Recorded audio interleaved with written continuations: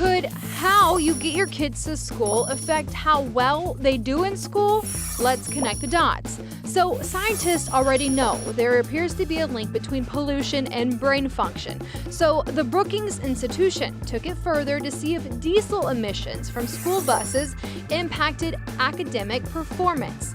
That's because school buses are some of the most polluting vehicles on the road.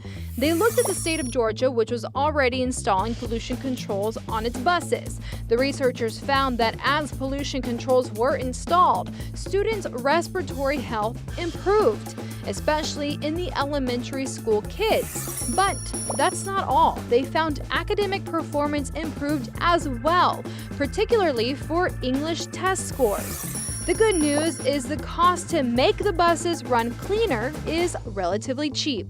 Connecting the dots, I'm Janelle Bludau for H-Town Rush.